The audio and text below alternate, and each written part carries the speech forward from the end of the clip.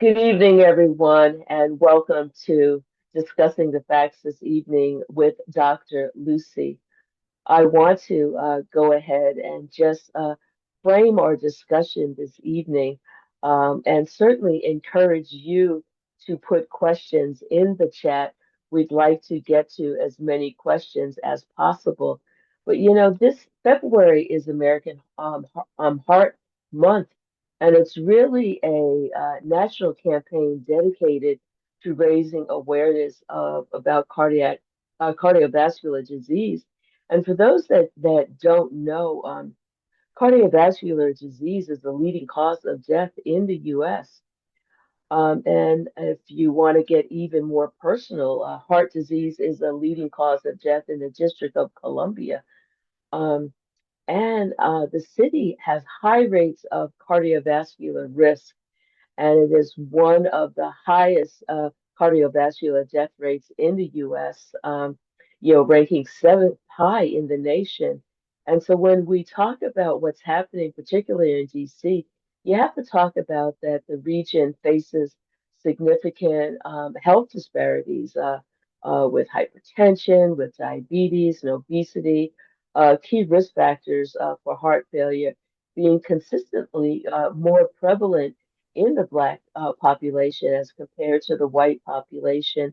So I wanted to just frame that as we begin our discussion about cardiovascular disease.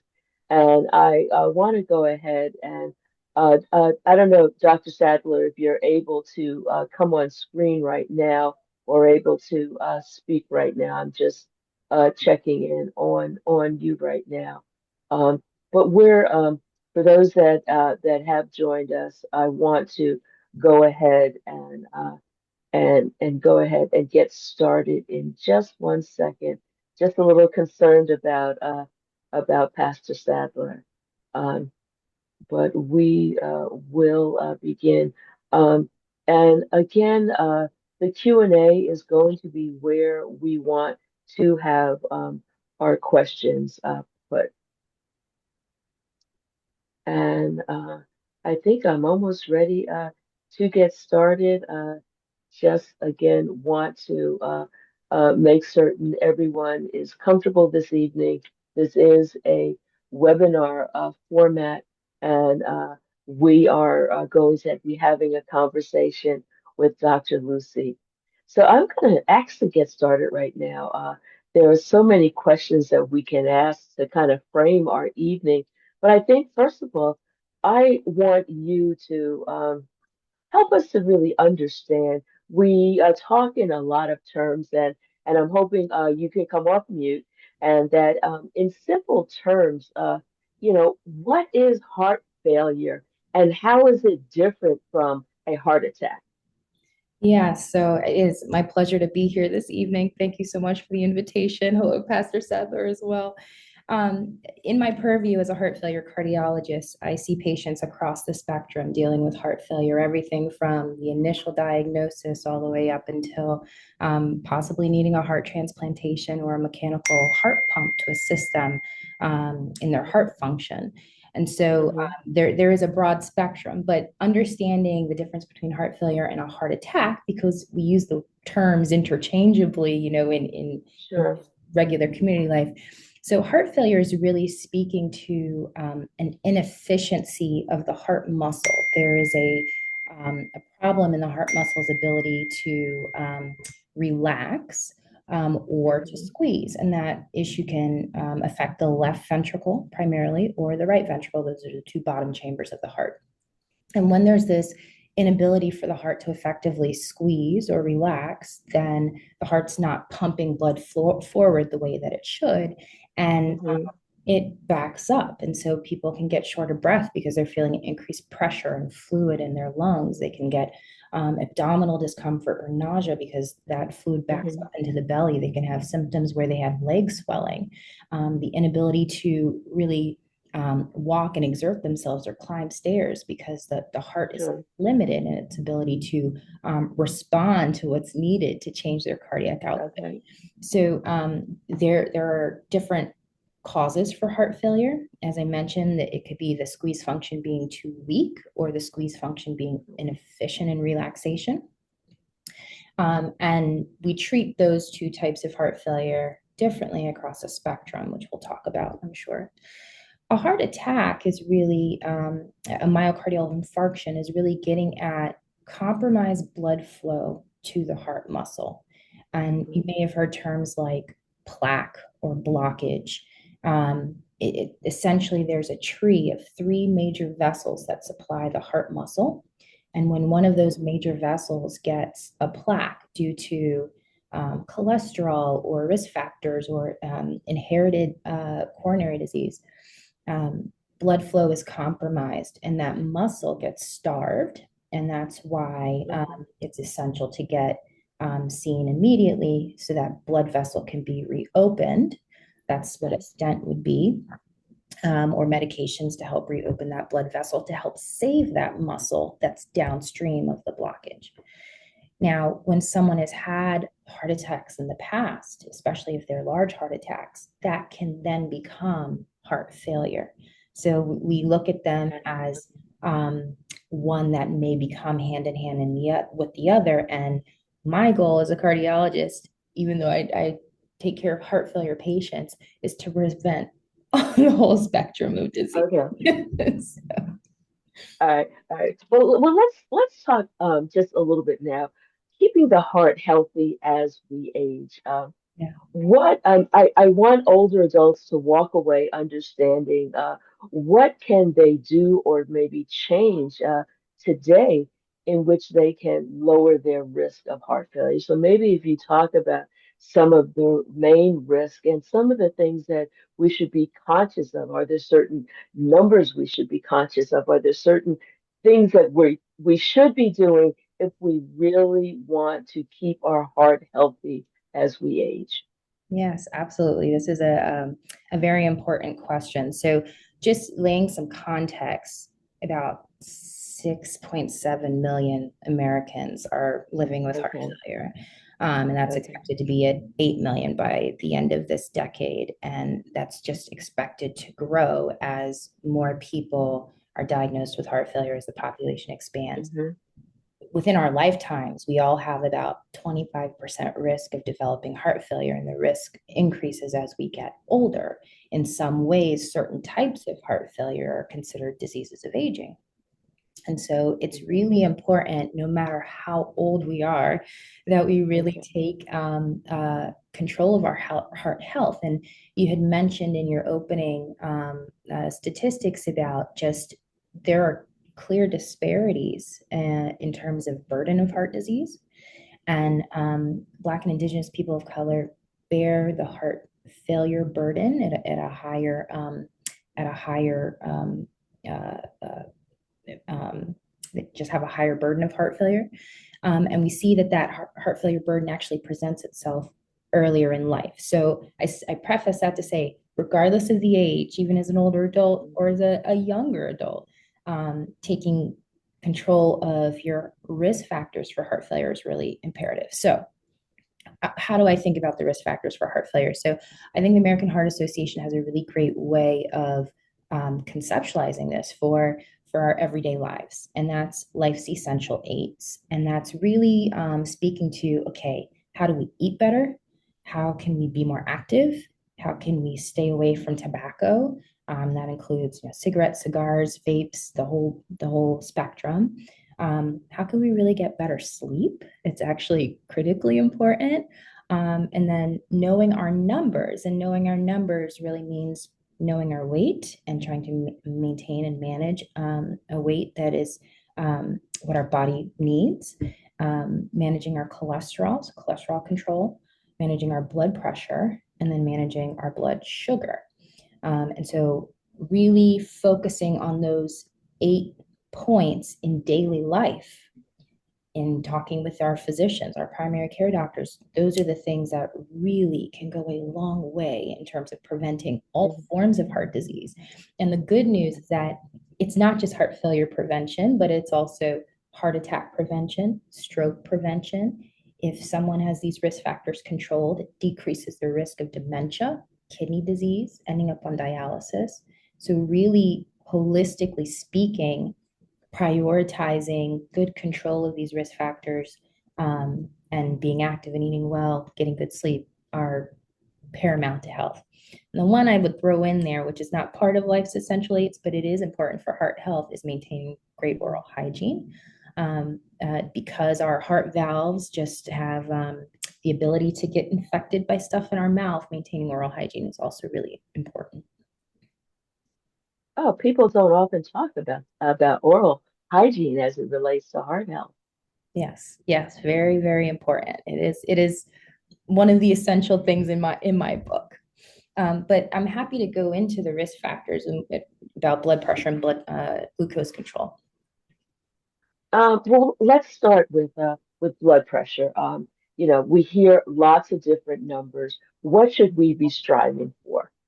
Yeah, so there was actually there's been an evolution in terms of what's the right blood pressure number.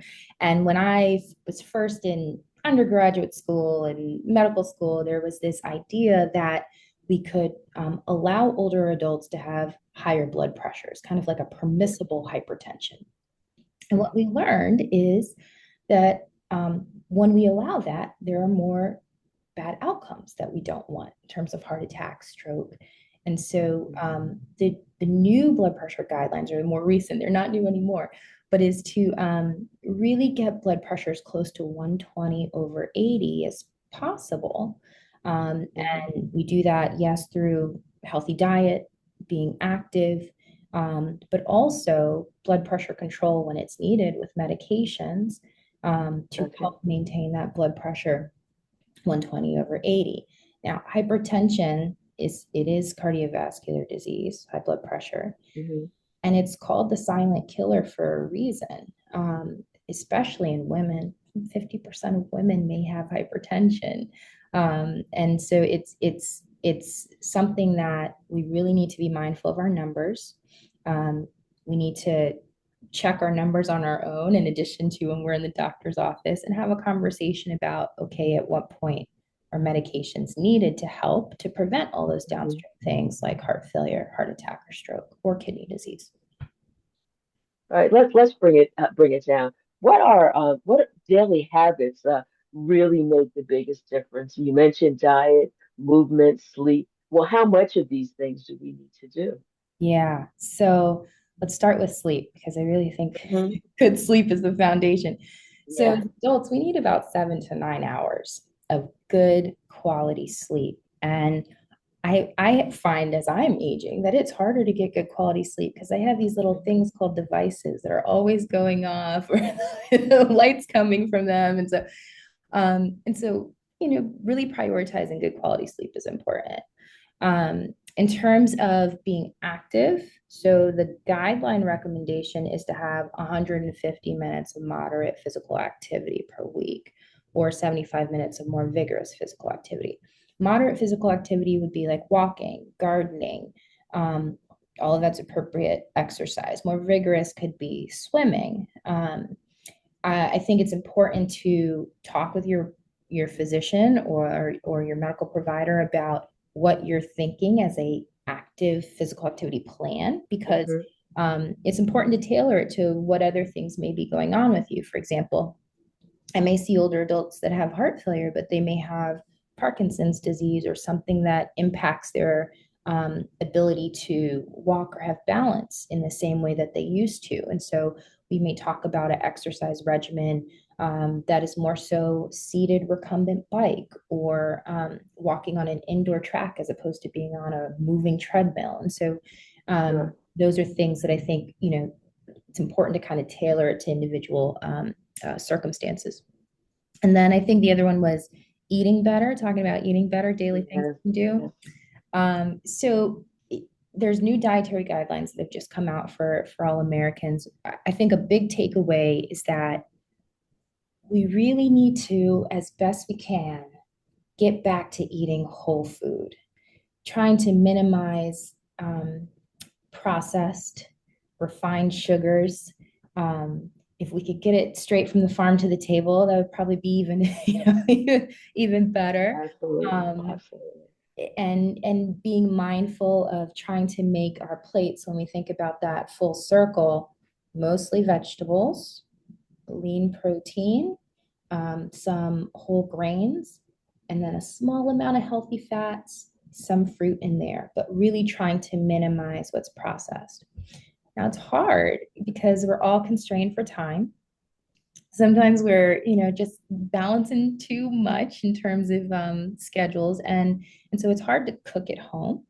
And convenience eating is something that everybody's prone to, but it's much harder to control what's processed, refined, and the salt content, and saturated and trans fats when we're eating a lot of processed food, baked goods, fried foods, or convenience eating. So Mhm. trying to have a plan to eat healthy on a daily basis really goes a long way. Okay. I just want to back up a minute. Someone had a question about what does burden of heart failure mean? Yeah.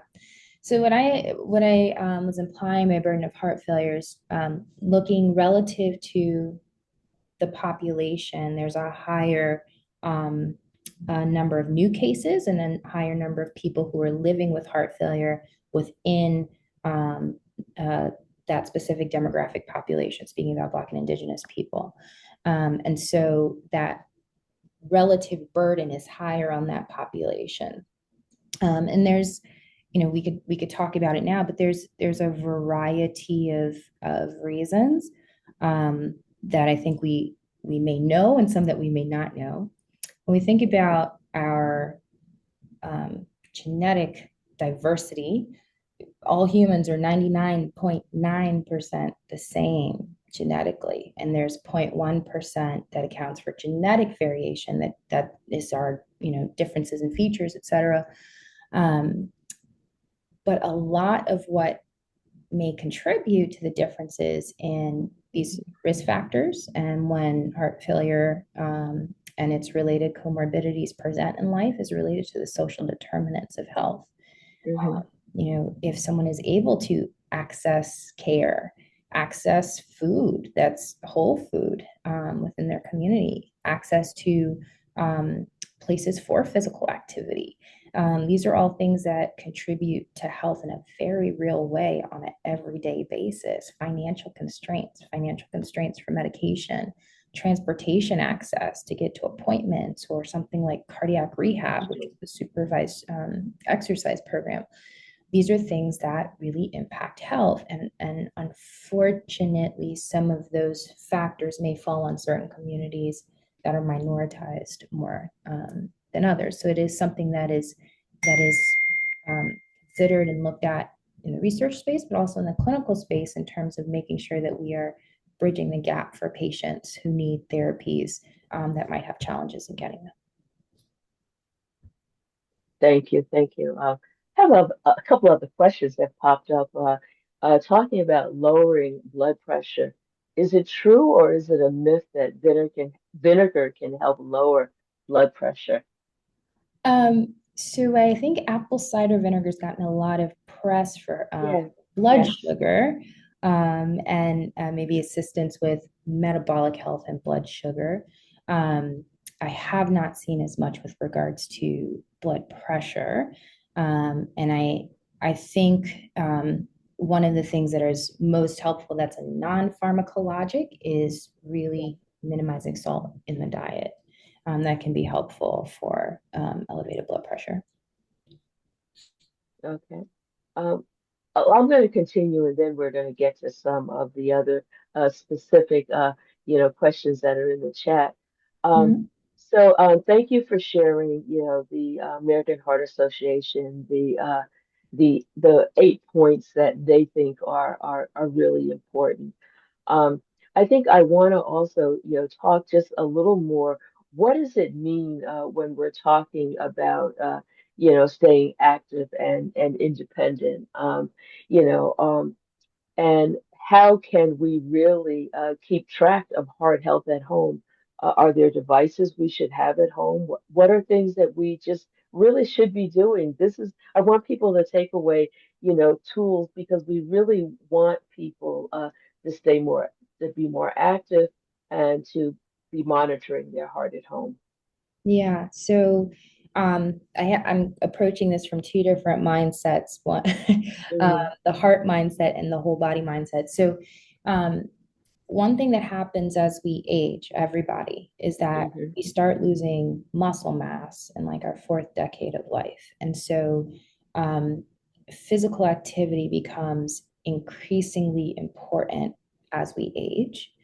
Yes. And it it doesn't have to be rigorous exercise in the gym. I think we may sometimes underestimate the non-exercise physical activity and how helpful it can be Hmm. just getting your steps in. And so this is getting to your point about helpful tools at home. Um, you know, I talk to my patients about, okay, let's break it down into manageable bites. It doesn't have to be 30 minutes of activity. What about a 10-minute walk around the house after each meal? And then you got your 30 minutes at the end of the day. Or if you have the ability to get a pedometer, nothing fancy, doesn't have to be some fancy sport watch, but something that can help keep you honest. It's not really for anybody else, but that you're getting your steps in. And you can say, okay, each commercial break or when I finish these two book chapters, I'm going to get up and I'm going to walk. I'm going to stand for 10 minutes. I'm going to do stretching. All of those things count as physical activity. And so I don't sell yourself short. All of those things count.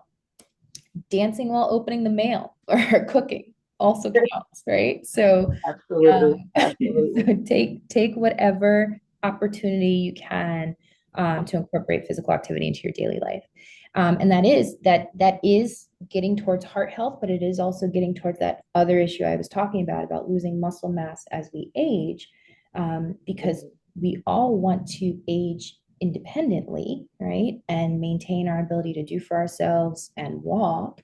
And so physical activity goes into all of those factors, heart health plus the ability to maintain independence, plus helping to slow issues like possibilities for dementia or delayed cognition from what we're seeing in research. And then to your point about other things to have at home. So I personally think it's really helpful to have access to a blood pressure cuff.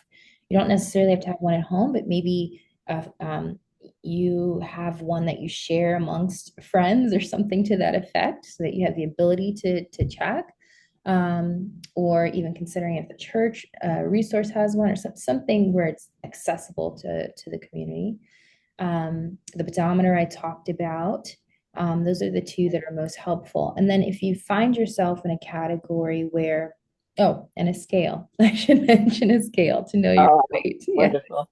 we don't always like to step on it, but it is a helpful tool because it's something you could talk with your doctor about. And then if you find yourself in a category where blood sugar is more of a concern in the pre-diabetes or Hmm. diabetes category, then talking with your doctor about having a way to check your blood sugar would also be helpful. Wonderful. Are there any early warning signs of heart failure that people often overlook? Yeah, so this is a little bit of a complicated one because Okay. there can be overlap with other things. So the most common symptom is fatigue. And Hmm. fatigue can be insidious and it can be present for a while before some of the other symptoms of shortness of breath that limits your ability to, walk a parking lot or climb stairs presents itself, or nighttime symptoms of waking up out of your sleep short of breath or having to prop up on pillows for your breathing. Those are more advanced heart failure symptoms that can happen if someone is needing to be hospitalized. But that fatigue one can be present for a while, and I usually hear when I talk to patients and I'm making the diagnosis that they'll say, because I usually ask them, have you noticed a difference between now and 6 months ago, or between now and a year ago? And a lot of times I'll hear, yeah, I've really started to slow down. I'm just not able to do as much as I was. I'm just worn out a little quicker. And so that's one of the earlier things that I tend Okay. to see. Um, More advanced in the heart failure disease course, it can affect things like appetite and cognition. Mhm. Okay. You have done a lot in research. You see a lot of patients there. So can you enlighten us? What are what people get a diagnosis of heart failure or some type of heart disease? I know it can be very disconcerting if for sometimes, but what are some of the newest treatments out there that can certainly give people reassurance that you don't have to live with heart failure, that there are things that can be done to treat and manage your heart failure. Yeah, absolutely. This is what keeps me pressing on because there is hope. I don't want, you know, Hmm. so the diagnosis can be, pretty disconcerting. And what was quoted and is still quoted is something like 50% mortality at 5 years after diagnosis. And so that is definitely disconcerting and devastating. But in the last several years in particular, we have built on decades of research that have really um, changed what we have for therapies, medication therapies Hmm. in particular, from 1 to 2 medications to 4 effective medications in combination that particularly for the condition of heart failure with reduced ejection fraction, where the pump is weak, Hmm. the heart muscle is weak. Um, those 4 medications in combination can reduce someone's risk of hospitalization or dying by 75% relative to before. So that's a huge, leap forward in terms of therapies. So for heart Hmm. failure with reduced ejection fraction. There are 4 medications. I don't want to get too technical, but No, oh no, we are going to get technical. You should see some of the questions in the Q&A, but go right ahead. as I'll say, there's 4 medications that are used in combination. I will give the more generic genre of them: the ARNI complex, beta blockers, sodium glucose inhibitors, transport inhibitors, and mineralocorticoid receptor antagonists. We use those together to help get the heart pump function recovered, which in many cases we're able to, which is the good news. Okay. Somebody can go from a heart squeeze function of 20% to back to normal on these therapies. And then for the other type of heart failure with preserved ejection fraction, which for many years had been the type of heart failure that we didn't have as many treatments for.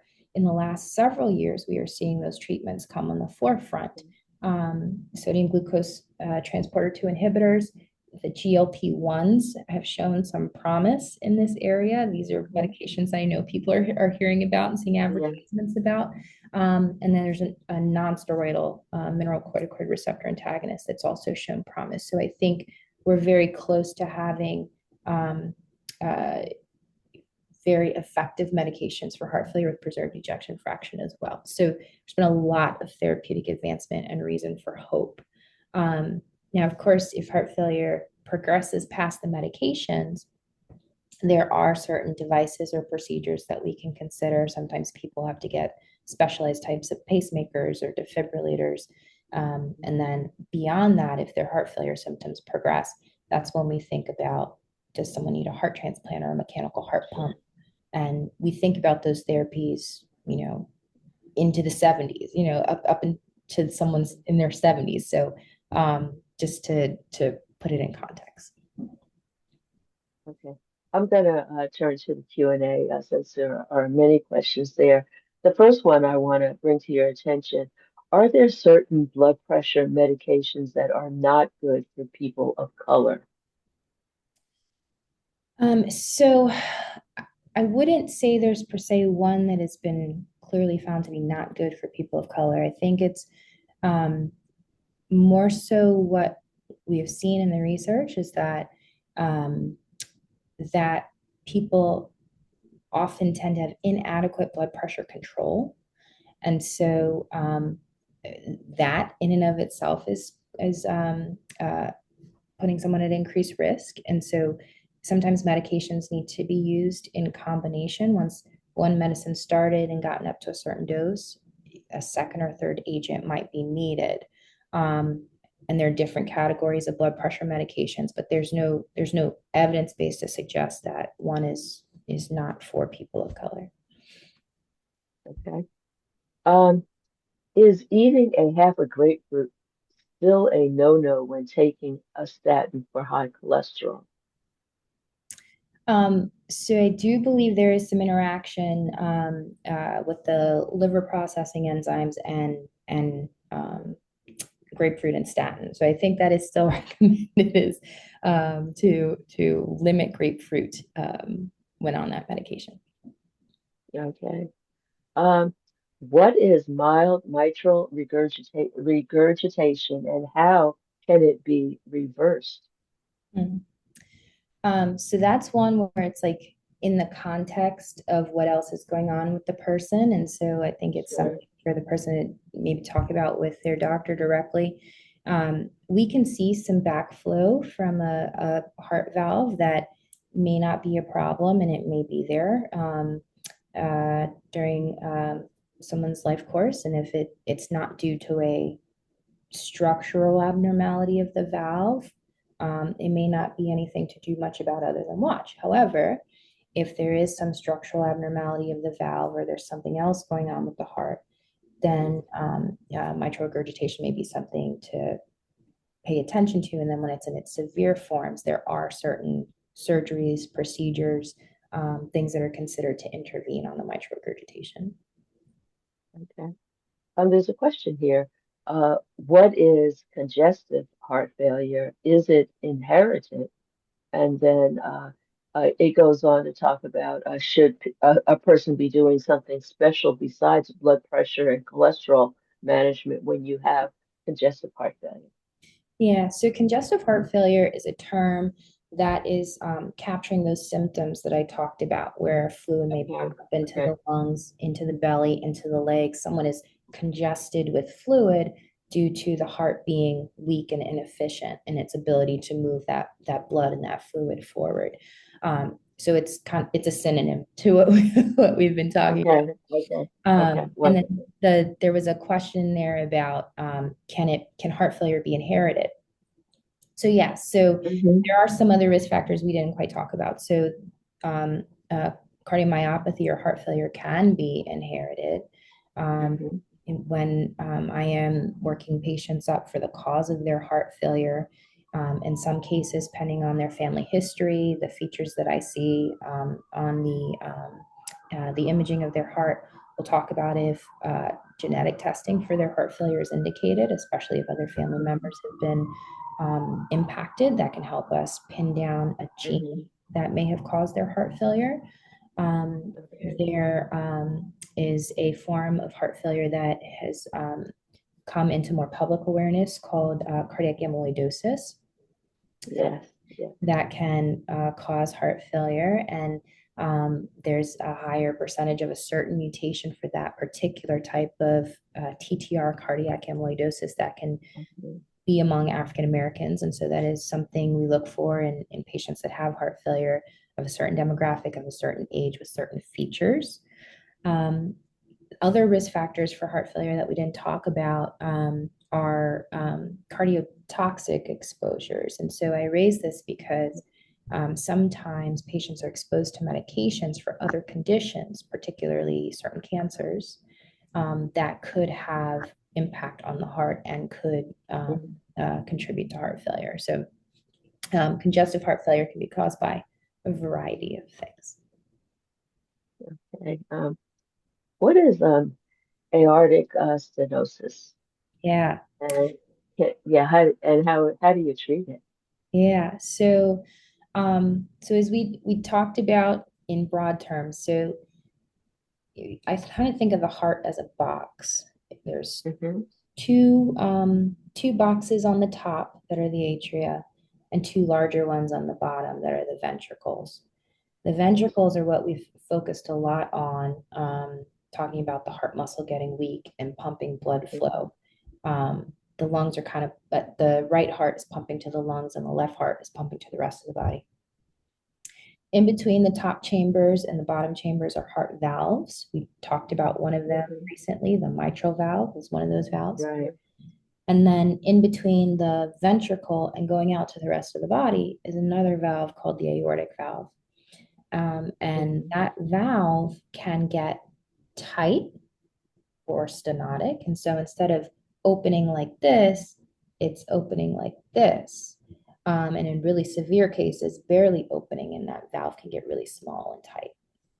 And so aortic stenosis is something that if that's present, it's definitely a conversation with your doctor where there's a discussion about the severity of it. If it's mild, moderate, or severe, if it's in that severe category, and certainly if there are any symptoms associated with it, chest pain, shortness of breath, passing out, heart failure, heart rhythm issues, any of those things, then there should be a conversation about possible interventions for the aortic stenosis. And those interventions include catheter-based procedures to replace the valve and also surgical interventions to replace the valve. Mhm. Talking about that, valve replacement, things of like that.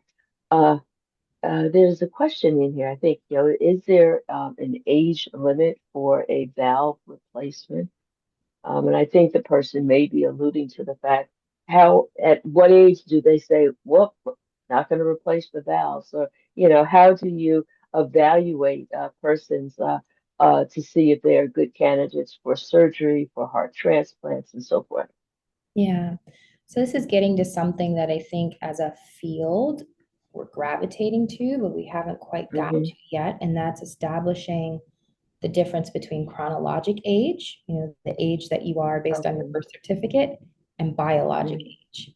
Because Mm. we see that there are people who are still running marathons well into their 90s and are quite fit, right? So their biologic age may not match their chronologic age. And so for cardiac procedures and surgeries, there's a collaborative heart team that makes a decision with regards to each patient, with regards to risk, benefit of the procedure. If they think that patient can safely get through the valve procedure by catheter or by surgery, what their rehab course would look like, right? Because it only makes Sure. sense to do it if we think they're going to be able to get through it and recover and have that meaningful recovery. So there's not a age cutoff per se for like for a heart valve surgery or a bypass surgery. It's more so um, the um, the holistic evaluation of the person and their comorbidities and their fitness to be able to get through a Hmm. less invasive catheter-based procedure or a more invasive surgery, open heart or minimally invasive surgery. For heart transplantation, because that came up, so um, it's very similar in the Hmm. assessment of someone's overall fitness, their resiliency physically. Um, there are some center-based policies with regards to age for heart transplantation, um, but that would be discussed with an evaluation. Okay. It's interesting that a question has come up regarding, cardiac amyloidosis. I actually had placed some information. We do a um, a qu- uh, a twice a month newsletter to the members of our club memory groups, and I did have that as a topic. So the question here is, are there any new updates regarding cardiac amyloidosis? Yeah, so it's also an exciting time in that Hmm. when I first started my training, the outlook for cardiac amyloidosis was much more grim in the sense that we didn't really have therapies that targeted amyloidosis. Um, Specifically for the TTR form of amyloidosis, there are now several agents, therapeutics on the Sure. market that directly target the abnormal protein that's depositing in the heart and causing Mm, inefficiency in the heart muscle. What we call TTR stabilizers that stabilize that abnormal protein or impact that protein in a different way. And so I think that's actually quite exciting. So there's three that are on the market for cardiac amyloidosis, specifically for TTR, which is um, that is hot off the press in the last 2 years that has come to market. Um, I just have a question for you. What advice might you have for caregivers who are supporting someone with heart failure? What things might they constantly, look out for, and how can they best support someone living with heart failure? Yeah. So the first thing I would say, and this is my biased opinion as a Mm, cardiologist, is um, we love to see caregivers at the appointments mm, because mm, it is it is a team effort to really deal with all the things that go along with managing the symptoms and being on the medication regimens. As I mentioned, for one of the forms of heart failure, there's 4 different medications that need to be used. And yeah, so when the caregiver is aware of that and aware of kind of what that dosing regimen and schedule is, it can really help their loved one be accountable to it, especially if it's twice a day medication or right, if there's right. some regimen where their diuretic has to be adjusted based on weight or it just really helps when the caregiver is present with that. Um, I think looking out for symptoms in terms of seeing the scale going up, seeing swelling in the Mhm, legs, seeing, oh, you don't have as much gas in your tank as you normally do. Those are yeah, helpful indicators. And from my patients living with heart failure, I know some of them, mm, they're going to keep going and going and going, and not always realize that they're kind of tiring out more quickly because they're becoming accustomed to it in their daily routine and daily life. So their caregivers can really become profound advocates for them in helping recognize and reach out to care. wonderful. I have another question here of a person who is a longtime user of statins for, high cholesterol. Are there any negative long-term effects when you can have are constantly using a medication like statins? So I think there is research that's being done to answer this question. Mm-hmm. Um, but overall, what has come out is that controlling the cholesterol has such a profound impact on reducing the future stroke and heart attack risk. Um, Yes. and there hasn't been as clear an evidence base around a long-term complication or side effect, though I know it is an area that's being looked at.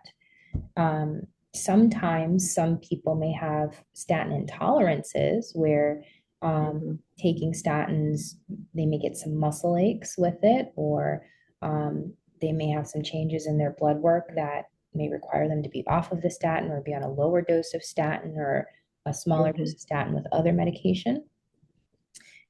So that's something to be in conversation with your physician about. And then for people who have very difficult to control cholesterol and they're on statin medications and they have a history of heart disease, specifically heart attacks or plaque in the heart, then there are newer agents that are used in addition to the statin, like what we call PCSK9 inhibitors to help reduce that cholesterol level. Wonderful, wonderful. All righty. I think we touched on this a little bit, but mitral regurgitation, is that a form of heart disease or is it a symptom? What is what is it? So that's one of the valves that go between the top Mm-hmm. chamber and bottom chamber on the left side, and it can be a symptom of something else, or it could be a primary mitral valve issue. We have what's called primary mitral valve disease or secondary mitral valve disease. Secondary mitral valve disease is essentially maybe heart failure is causing that valve to stretch out. And so there's backflow because of that. Whereas primary mitral valve disease may be related to one of the leaflets not coming together as well as it should. And as we talked a little bit about before, it all depends on if there's symptoms and what the severity of that leakage is, Hmm. if it's anything to worry about or do something about. Um, how do stress, loneliness, and mood affect the heart as we age? Yeah, so stress. Stress Hmm. is one of those things that I wish that we had more research, but it's coming. It is a very Hmm. active area of research. And we know that chronic stress and inflammation or can contribute to inflammation, and that's not great for the heart. It's not great for the rest of the body, metabolic health either. Hmm. And so we know that there's something there. Managing stress, I think, is very important for heart disease, especially the population of patients that I see. Hmm. Uh, some who may have abnormal heart rhythms as part of their heart failure disease process. Hmm. And so managing stress, developing coping mechanisms, um, uh, finding ways to kind of bring it down and not have to bear it so heavy in terms of the stress load Hmm. Hmm. are very important. Um, there are things like mindfulness and consideration like gratitude, which people do, and it can be helpful to manage stress. But the one you mentioned about social connectedness is one that is Yes. incredibly important as we age. I have a dear colleague who does research on social isolation, and Hmm. that is a risk factor across the board for multiple conditions, including heart disease, um, decreased cognition and dementia when people are Yes. isolated. Now, that brings us to the last 6 years and the impact of the pandemic, especially on older adults, and how we're still seeing ramifications. Pastor Sadler, being proximal to church community in my own life, one of the things I hear is we're still waiting to see the full numbers come back. And so I don't know if that's something you've experienced, but that social isolation, being cut off Hmm. from the surrounding community, has a health impact. So maintaining whatever you can in terms of social groups is helpful as we age. Wonderful. Um, there's a question here. It seems like someone has a stent and is actually on blood thinners. Is it okay to take Advil on occasion? Taking Advil, it sounds like someone has a stent and is on blood thinners and Yeah, just wants to know about Advil. yeah. So I would Yeah. recommend talking with your physician. It depends on if someone is on two antiplatelet agents for their stent, a more recent stent, or on one antiplatelet agent for their stent, something that was done more in the past, Hmm. or if they are on a blood thinner that is uh, a true what we call systemic anticoagulant, like a Pixaban or something to that effect. Hmm. Um, there is a concern about NSAID medications just increasing the risk of having gastrointestinal issues with bleeding, being on a blood thinner Yeah. or antiplatelet therapy. And so I would talk with your physician about timing, your specific situation with medications, if that would be the right thing for you, or if there's alternatives for the NSAID medication. Okay. I just want to ask you what you think of something. There was a mention of vitamin K being used in conjunction with treatment for lowering cholesterol. I also saw something earlier with, the the CoQ10. I saw a couple other questions having to do with, lowering cholesterol. Of course, I wish we all could lower cholesterol by, reducing our weight, exercising more, watching what we eat. But when we can't do that, Mhm. um, are statins still the recommended drug for lowering cholesterol? Yeah, so something that's helpful is that in the cardiovascular space, we have like risk prediction tools that we can use. Hmm. And I do encourage, I do it with my patients. I encourage people to ask their providers about it, where you can sit down and kind of go over your individual risk factors and make a shared decision about statin medication. And then, as I had mentioned before, if you are one of those people that has, a family history of high cholesterol, very difficult to control numbers on a statin medication, or have heart disease already and difficult to control Yeah. numbers in spite of diet, exercise, all those things.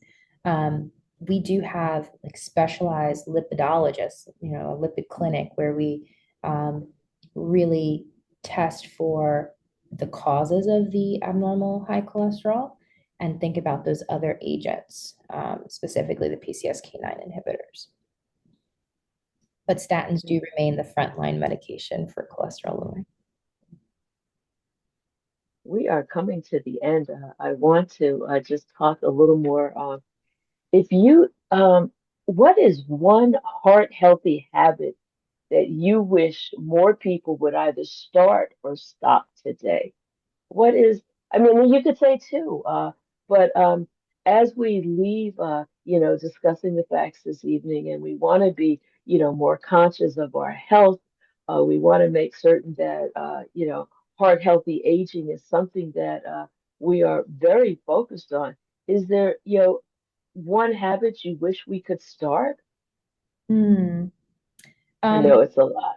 I think the increasing the non-exercise physical activity, just doing more steps. That I think is one that goes a long way and it doesn't require as much of a lift. Hmm. And I say that not just because of heart health, but because of mobility. I think it helps with that as well as we age. Hmm. The more sedentary we are, the harder it is to not be sedentary. And that's something I see um, quite often. So that would be one. That would be one. Okay. And then the other, of course, knowing your numbers and really not being afraid to advocate for yourself with your physician. And Hmm. if you want a second opinion, get a second opinion. Like it, Yeah. really advocate for yourself. And then the third would be, in many ways, health is inherited not just through genes, but Yeah. those coming after us watch our behaviors. They watch what we eat. They watch what we do.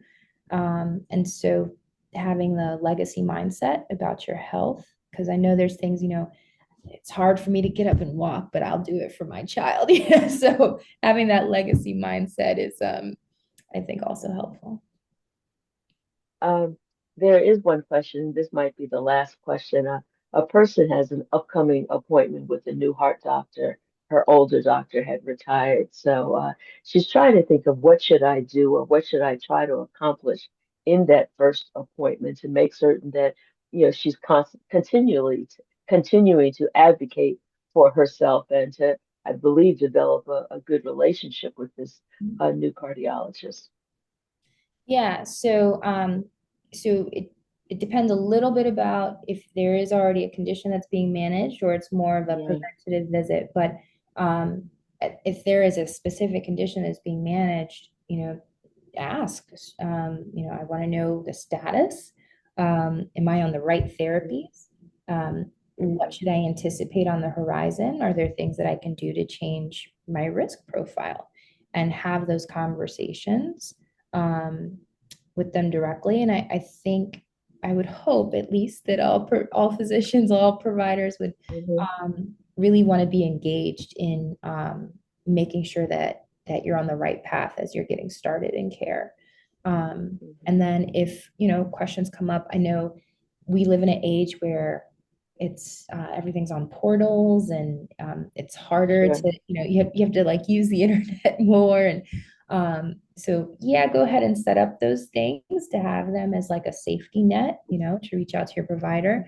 Mhm. But also, get that affinity with calling them, the office staff, and building that rapport. Okay. Well, why don't you treat us like you treat some of your physicians and just give us some good advice as we leave here on things that we need to just really take care of. And I think I'm talking about the natural, everyone does not want to be on medications. And are there just things, you mentioned movement is so key. You mentioned getting 7 to 9 hours of sleep is key and eating is key. But are there any other things when we're eating? Should we be increasing certain types of foods? People have questions like, is drinking coffee good for your heart? I mean, what are some things that we could could do to even easy things to improve our heart health. Yeah, so food is medicine in many ways. Yes, There is a food yeah. is medicine initiative from the American Heart Association that I encourage folks to look at, that gives more details. But if you could increase your lean protein and increase your vegetable and fruit content, I Right. think that goes a long way.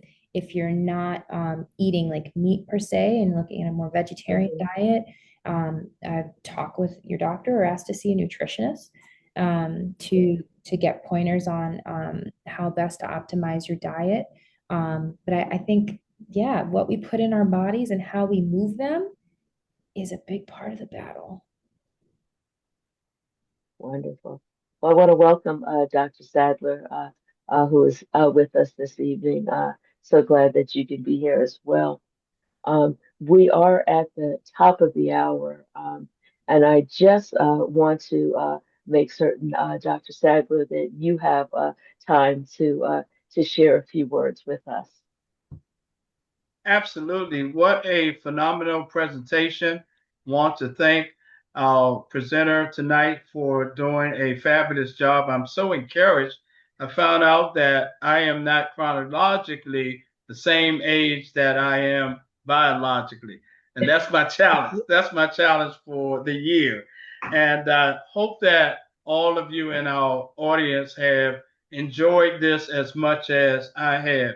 It has helped us to prepare ourselves for the year that is coming ahead.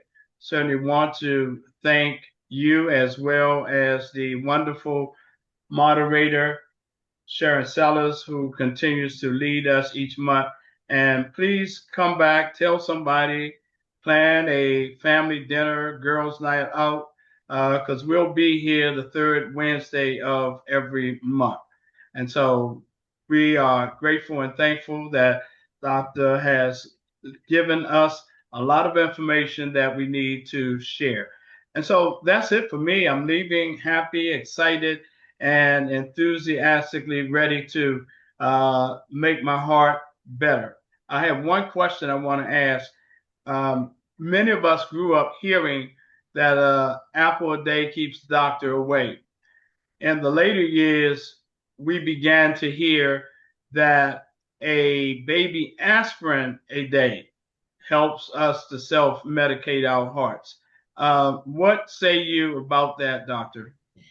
Yeah, so I think that was the adage for quite some time about baby aspirin. And in the right population of people who may have risk factors that require aspirin, like coronary disease or had a previous stroke, then yes, baby aspirin is needed. But if those risk factors are not present, then there is some data to suggest that there might be increased bleeding risk. And so it is something that I do recommend talking with your doctor about before self-prescribing an aspirin regimen to say, do I really need this? Thank you so much. I knew you knew the answer. Moderator Sellers, are we ready to end? We are certainly ready to close out. And I just want to remind everyone that this session has been recorded. I will be getting a link to the recording to you tomorrow morning via email. And thank you so much for joining in with us this evening. And I just want to say, Dr. Lucy, I really enjoyed the conversation. And if you're willing, I would love to have you come back another time and continue a discussion and get into a couple other issues. So thank you so very much. All right. God bless you. Let us pray.